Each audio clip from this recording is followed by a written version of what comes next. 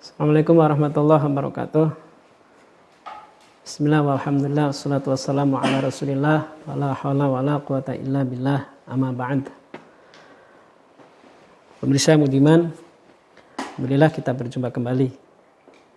Kali ini kita akan melihat pandangan ulama yang memperhatikan tentang satu hadis yang di dalam terdapat kalimat kata kullu bid'atun dhalalah, di mana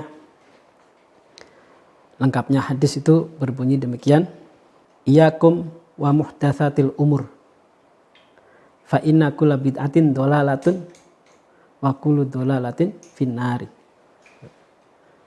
Nah, itu kalau terjemah umumnya, literalnya, takutlah kamu, hati-hatilah kamu, waspadahlah kalian terhadap memperbarui al-umur, urusan-urusan.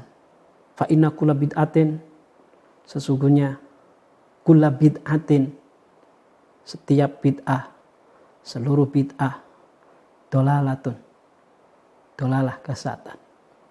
Wa kullu dolalatin, setiap dolalah finar, dalam neraka. Sehingga sebagian saudara kita menentukan bahwa apapun bentuknya namanya bid'ah itu sesat. Namun di sini ulama mensikapi hal ini bijak, karena melihatnya bukan hanya satu hadis ini saja. Ada hadis yang lain untuk mentaksis dalam membandingkan hadis tersebut. Sehingga memunculkan satu hukum. Bid'ah itu tidak semuanya sesat. Ada bid'ah hasanah di situ. Baik, di sini saya akan bacakan satu ibarat. Bismillahirrahmanirrahim. Innal bid'ah wa in warada nahyu anha ala wajhin wahidin wa nisbatu ila dalalah wahidatin fi qouli sallallahu alaihi wasallam iyyakum wa muhdatsatil umur fa inna kulla bid'atin dalalah wa kullu dalalatin finnar. Wa huwa amun fi kulli bid'atin illa annahu la yasihu ayyuqala innaha ala hukmin wahid wa huwa tahrim faqat. Bahwa sesungguhnya segala bid'ah, walaupun dalam riwayat satu hadis muncul satu nahi atau larangan terkait dengan bid'ah, namun di sini perlu dilihat bahwa pada hadis yakum wa muhdatsatil umur fa inna kulla bid'atin dhalalah wa kullu dhalalatin finnar, nah hadis itu wa huwa amun fi kulli bid'atin, menyatakan umum untuk seluruh bid'ah. Illa anahu, di sini illa, namun akan tetapi la yasihu ayyuqala innaha ala hukmin wahid wa huwa tahrim. Tapi bukan untuk dikatakan bahwa hadis tadi itu menjatuhkan satu hukum haram saja gitu, atau hanya untuk hukum karohah saja. Di sini para ulama liwujuhil, banyak sisi pandangnya kata ulama. Jadi simpulannya bukan hanya hadis ini bukan hanya menyatakan bid'ah itu haram saja gitu. Artinya ada bid'ah yang tidak haram. Nah, ada sisi pandang yang banyak. Pertama, annaha dakhilatun tahta jinsil manhiyah. Hadis ini memang masuk dalam jenis pelarangan, nahi. Wahya la tu'adu wal karohatu wat tahrim fal bid'ah kadzalik. Namun di sini yang kedua, anal bid'ah idza tu'mila ma'quluha wujidat mutafawitatun. Nah, kalau dilihat dari maknanya, ya, isinya bid'ah itu ada beda-beda. Ya, beda-beda. Ada yang menyebabkan bid'ah itu benar-benar kufur, di mana itu benar-benar dilarang. Seperti misalkan bid'ah dilakukan bid'ah jahiliyah. Itu benar-benar dilarang karena menyebabkan kekufuran. Nah, kemudian pada penjelasan ayat hadis wa kullu dhalalatin finnar, setiap kesesatan itu di neraka. Qila anil ghairi bi anhu amun khassahu haditsun. Ini ditaksis. Ada hadis yang lain yang mentaksis daripada hadis ini, ungkapan ini. Ada satu hadis, fama ra'ahul mu'minuna hasanan fahuwa indallahi hasan. Apa-apa saja yang dianggap oleh orang mukmin itu adalah satu kebaikan, maka di sisi Allah itu adalah baik. Itu hadis Rasulullah. Dan hadis la tajtami'u ummati 'ala dhalalah. Umatku tidak akan bersepakat atas kesesatan. Nah, ini yang mentaksis, yang mengeluarkan daripada kullu bid'atin dhalalah wa kullu dhalalatin finnar. Tidak semuanya yang tidak ada di masa Rasulullah kemudian dilakukan di saat-saat ini, itu semuanya dhalalah, semuanya finnar. Karena lihat hadis ini, apapun yang dipandang, dianggap oleh orang mukmin itu adalah kebaikan, maka di sisi Allah itu adalah kebaikan. Nah, ini dianggap, dipandang oleh orang mukmin.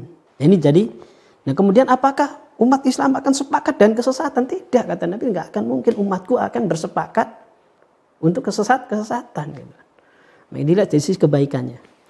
Makanya di sini saya akan simpulkan bahwa setiap bid'ah itu sesat. Ini dilalah itu madlul, penunjukannya itu dilalahnya masih umum. Ya. Sehingga hukumnya tidak bisa diartikan hanya haram, tidak. Atau hanya makruh saja, tidak. Nah, setiap hadis yang menjelaskan setiap bid'ah sesat, setiap sesat masuk dalam neraka, ini juga dilalahnya masih umum. Yang kemudian hadis ini ditaksis. Ada pentaksisan oleh dua hadis yang tadi, fama ra'ahul mu'minuna hasanan fahuwa indallahi hasan. Hadis yang kedua, la tajtami'u ummati 'ala dhalalah. Hadis yang pertama tadi, fama ra'ahul mu'minuna hasanan fahuwa indallahi hasan. Apapun yang dipandang oleh orang mukmin sebagai perbuatan baik, maka baik pula itu di sisi Allah. Hadis yang kedua, la tajtami'u ummati 'ala dhalalah. Tidak mungkin umatku sepakat pada suatu yang sesat. Nah, ini dari dua hadis tersebut, para ulama menganggap bahwa ketika bid'ah dianggap baik oleh orang muslim, maka tidak sesat. Bahkan mendapat pahala jika dilakukan. Seperti sholat Lailatul Qadar berjamaah, gitu kan? Membaca radhiyallahu an untuk mendoakan para sahabat. Nabi enggak baca Abu Bakar radhiyallahu an, gitu kan? Sayyidina Abu Bakar Siddiq radhiyallahu an, Sayyidina Umar radhiyallahu an, gitu kan? Dapat pahala. Nah, kemudian membuat makanan ketika dalam acara takziah kematiannya di hari-hari tertentu, misalkan 3 hari, 2 hari, atau kita ke takziah kita ngidangin kue, gitu kan? Nah, baik, gitu kebaikan. Nah, itu tidak semata-mata itu sesat. Jadi dikeluarkan dari hadis tadi, gitu. Nah, dua hadis tadi yang mentasis fama ra'ahul mu'minuna hasanan fahuwa indallahi hasan. Yang kedua, la tajtami'u ummati 'ala dhalalah. Nah, mudah-mudahan sedikit penjelasan ini akan menjadi manfaat buat kita untuk memantapkan kita tidak mudah, tidak usah terusik dan pernyataan. Maka di sini yang perlu saya tekankan di sini, kita butuh niat dalam hati kita. Butuh niat.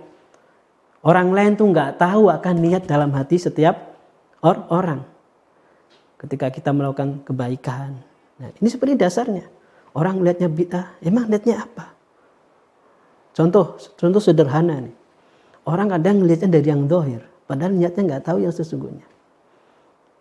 Di daerah itu, kadang kalau musim orang bikin batu bata, mau bakar batu bata, gitu kan? Nah, kemudian ketika bakar batu bata, kadang ada proses itu biasanya tuh, ya. Bawa bawang merah, cabai merah, tusukin, pakai lidi, sambil kelilingin batu bata yang dibakar tuh. Apa yang dilakukan? Orang tahu nggak? Nggak tahu, hanya ngelihatnya saja kan? Nah, itu. Kalau dia itu bid'ah nggak itu? Hah? Tapi dilihat, ya Allah, saya besok ini mau membakar batu bata ini, sehingga saya mohon kepada Engkau supaya batu bata ini ketika saya bakar merah, semerah cabai merah, semerah bawang merah ini, gitu kan? Ya Allah kabulkan ya Allah. Baik nggak itu permohonan seperti itu? Ya kan? Nah, ini makanya harus hati-hati Dan kita juga ketika melakukan harus gunakan niat yang benar. Nah, mudah-mudahan jadi manfaat buat kita dan tidak mudah untuk berprasangka buruk kepada saudara-saudara kita. Oleh karena itu perlu sekali kita bagaimana lebih bersikap bijak dan arif untuk mensikapi segala kondisi dan situasi yang kita saksikan di hadapan kita. Lebih utama, lebih baik kita tabayunkan kalau kita penasaran, gitu kan? Karena yang punya niat sesungguhnya adalah dia yang melakukan, bukan kita yang melihat. Baik, mudah-mudahan jadi bermanfaat. Terima kasih. Assalamualaikum warahmatullahi wabarakatuh.